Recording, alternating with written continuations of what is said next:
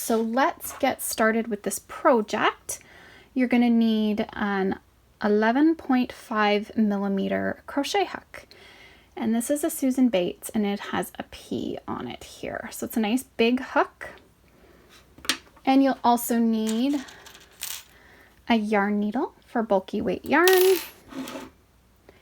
If you want to put a garment tag, you'll need your tag with a little bit of embroidery thread and a smaller needle for seaming that on. And I've already pre-cut 2 pieces of my rope and they're 16 inches in length. Okay, so the basket I'll be working on today is in the color Greige. The basket I already made here is in Bark, if you're looking for the colors. So let's begin. Wrap the yarn and we're going to make a magic circle. So wrap the yarn around your index finger 3 times. Push your hook. If I can push my hook. Push your hook through all 3, grabbing the first and pull it through. Chain 2. Now we're going to work 10 double crochet in the ring. So yarn over, go into the ring, pulling up a loop, yarn over, pull through 2, yarn over, pull through 2. Yarn over, go through, pulling up a loop, yarn over, pull through 2, yarn over, pull through 2. Okay, so just keep doing that until you have 10 double crochet. We're not including the chain 2 as a stitch, so work till you have 10. I'm going to work them off camera and I'll meet you back. Okay, so I have 10 in my ring. So now push your work out of the way. Take your tail and start pulling it in. See how one of my loops is going in and one of them isn't? This one's not pulling, this loop is pulling. So take the loop now that pulled in and pull it. And see how that pulls that in tight, and then just take your tail and there you go. You have a nice tight circle. So now we'll slip stitch into the top CRVs, our stitches here. We'll slip stitch into the top of the first double crochet to join and chain 1. So we're not counting chain 1 as a stitch. The very first stitch here, we're going to put 2 single crochet. So going through, pulling up a loop, yarn over, pull through 2, go right back in. Okay, so we're going to do that in every stitch around, adding 2 single crochet. Okay, so now we have 20 stitches. So let's slip stitch into the first single crochet to join and pull through. Chain 1, and now I just want you to work 1 single crochet in every stitch around.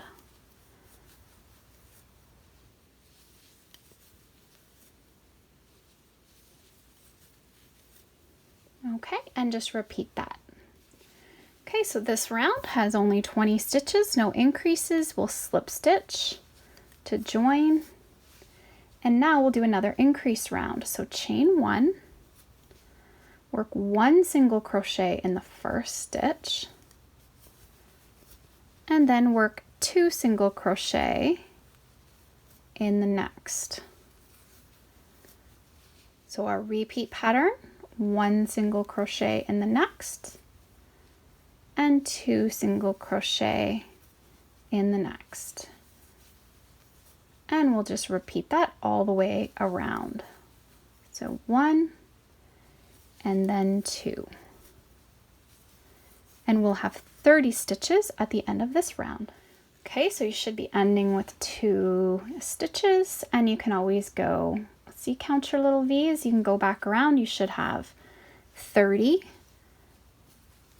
Slip stitch to join, and now we're going to just work 1 single crochet in every stitch around.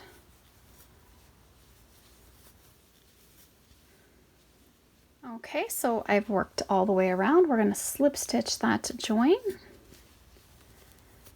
And now this will be our final increase round.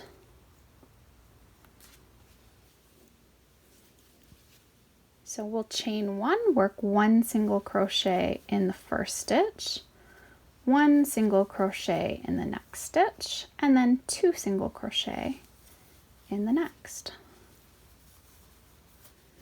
So our repeat is 1 single crochet in the next, in each of the next 2, 1, 2, and then 2 double crochet or 2 single crochet in the next.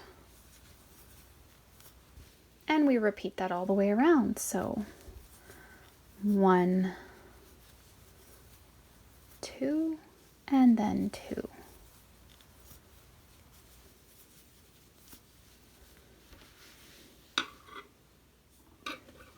Okay, so I've worked all the way around, ending with 2, and now we'll slip stitch to join. Okay, so now we have 40 stitches around, and if you want to make your basket bigger, then just continue to increase. Of course, you'll use more yarn. This basket only uses 1 ball. Size basket, so this is 7.5 inches is your diameter. So if you're using different yarn and hook and whatnot, that's the size that I have, 7.5 inches. So now what we'll do next is we're going to work in every stitch around in the back loop only. So check out our stitch here.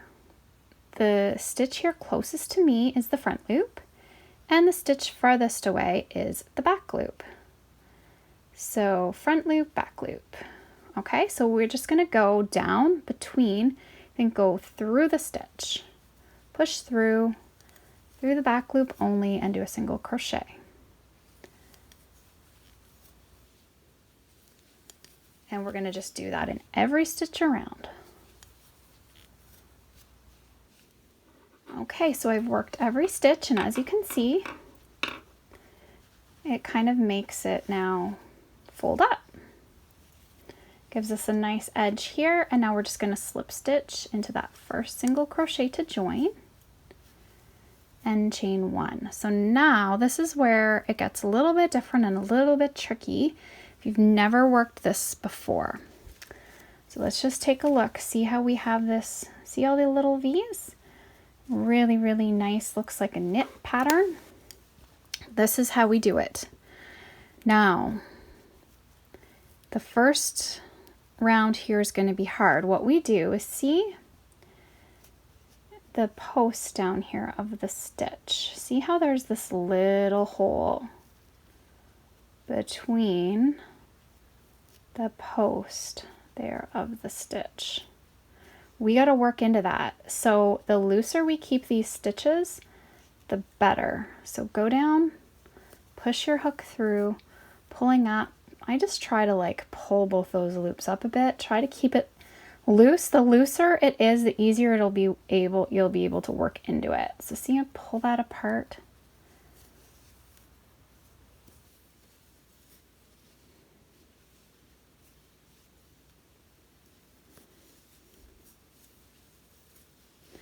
It's going to make it really stiff and firm.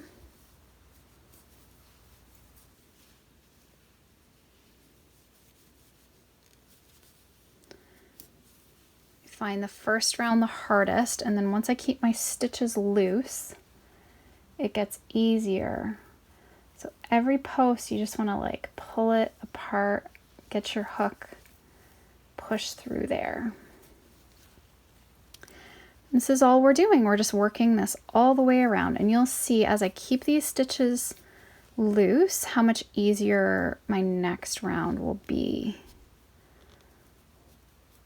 to work into.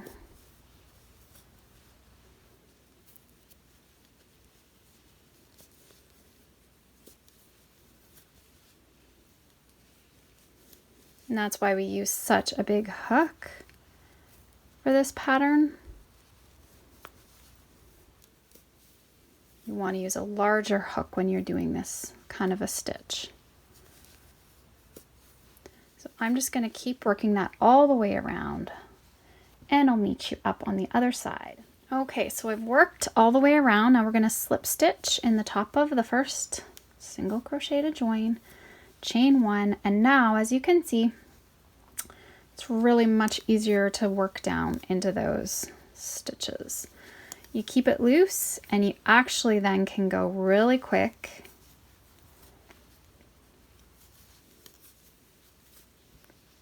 Working all the way around.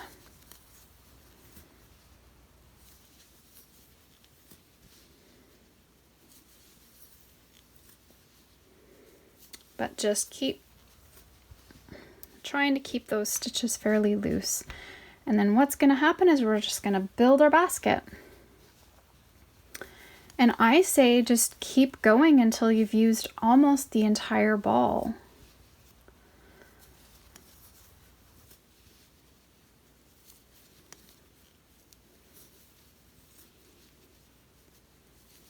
It's really great one skein, one ball project.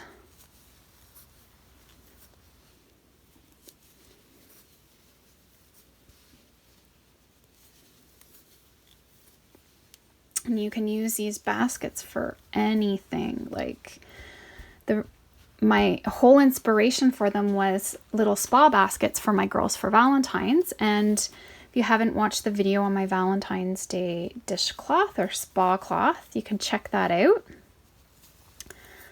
But this is what I thought. I just make up little baskets for them to put in their cloths and some bath bombs, and probably going to get them some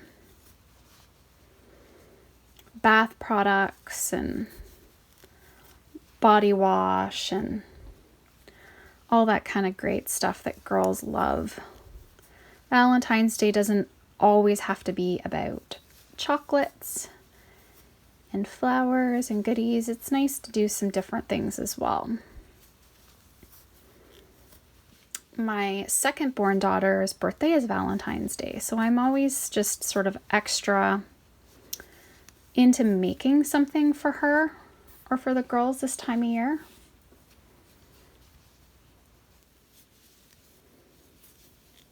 So I always get thinking of something I can make her. I just like handmade gifts.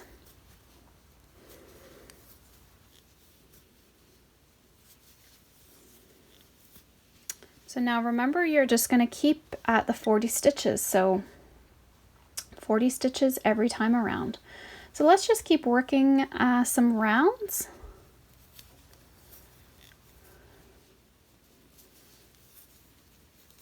And what we do when we get our basket as tall and as many rows as we can get with one ball, you want to make sure you still have some left over. I then finish that top edge with a reverse single crochet. I just really like the roped kind of look it gives the basket.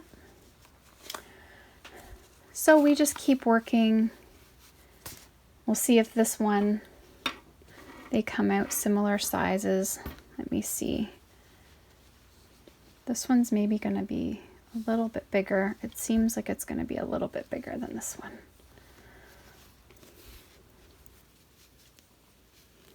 We'll see how many rows I can get, and I will let you know. Okay, so let's check this out. I'll show you how to count. So let's not count our back loop only row. We're just going to count the ones where we can see our little V's. So 1, 2, 3, 4, 5, 6, 7, 8, 9, 10. So we have 10. Then if you want to include 11, 12, 13, 14, 15, 16, 17. We'll leave about 17 in total. So as you can see, I still have this left. So I have enough to do my reverse single crochet. So to do a reverse single crochet, it's actually really, really easy. You're going to chain 1. Instead of going this way, we're just going the opposite way.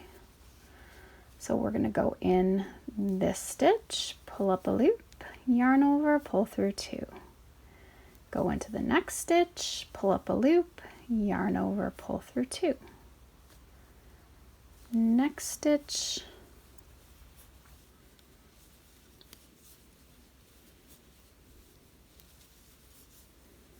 And this is all we're doing. Now I think on this one I dropped the hook size when I went around. This time I'm gonna just do it in the bigger hook and see how it comes out. See if I like it with the big hook. You can always switch. You can always switch down a hook size if you want it to look a little bit tighter around the top. Now, if for some reason I shouldn't run out, but even if I do, dropping the hook size, you'll use less yarn. And also if you just have to reduce it by a row, it doesn't really matter. Just the goal here is to use one ball and as much of that ball as possible.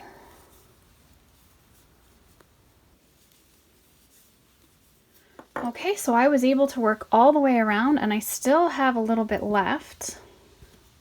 So what I do now is just fasten it off.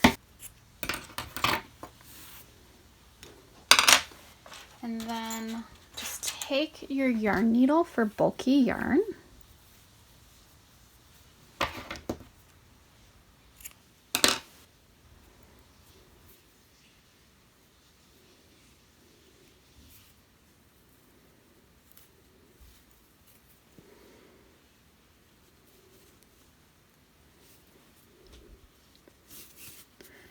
Just weave it to join.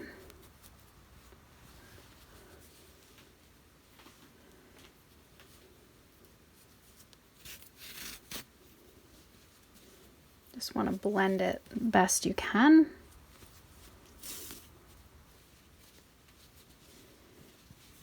Then you can just take your yarn needle, weave your yarn down in one direction, and then just weave it back in the opposite direction. You can trim it, and then this end in the bottom, we can just weave it and trim it.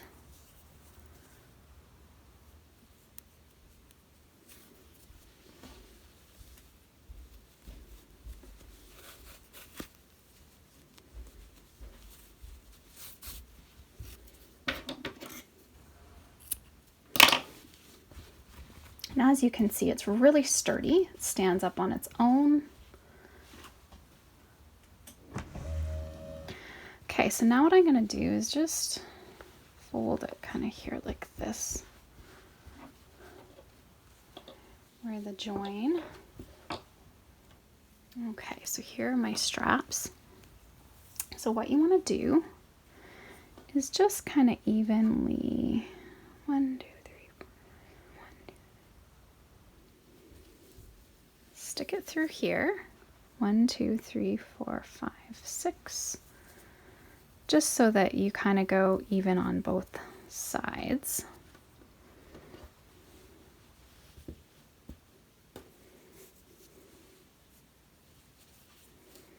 One, 2, 3, 4, 5, 6. And then you just need to knot your insides. I think this just adds a little bit of a rustic touch to it. I just got this rope at Walmart. You can find it at any craft store. I used it also on my buffalo plaid tree skirt. So you can just keep reusing it for different projects. You get a lot on a ball of it. Okay, so there, now you have handles for your basket, and then the final thing I'll show you is how to seam on a tag. And really you can add your tag wherever you want. And if you don't have any, that's fine too.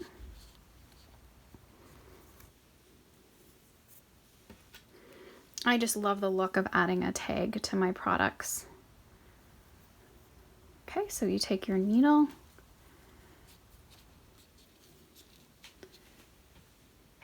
Let me just move this up so it's a bit closer again for you to see. So first go through your first hole.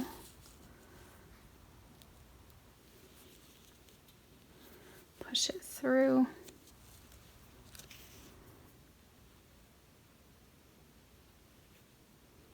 Go through your hole on this side.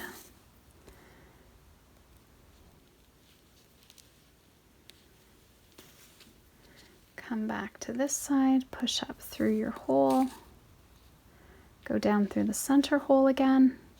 And if you can poke it right through to the other side, just go ahead and do that. And then we just have the final hole here. Make sure you kind of gauge, where you're sticking it through on the side. And then just knot it.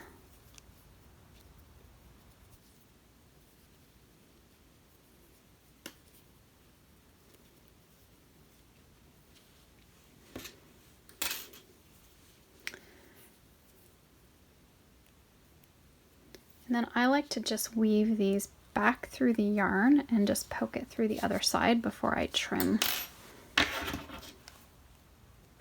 So that was such a fast project. I did that so quick. I didn't time myself, but even videotaping it, I was able to make that so fast.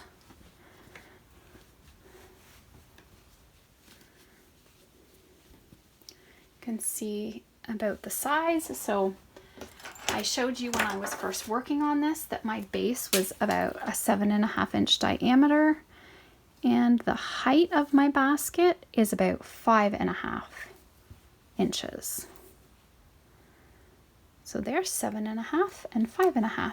So it's a great size. You can fit, your yarn project in, put about 4 balls of yarn. Or as I said, I'm going to do these up as little spa gift baskets for my girls. I think the next one I might have to do in a girly color for my littlest. So I hope you enjoyed this tutorial. Please subscribe to my channel to stay updated on new videos and tutorials. Thanks.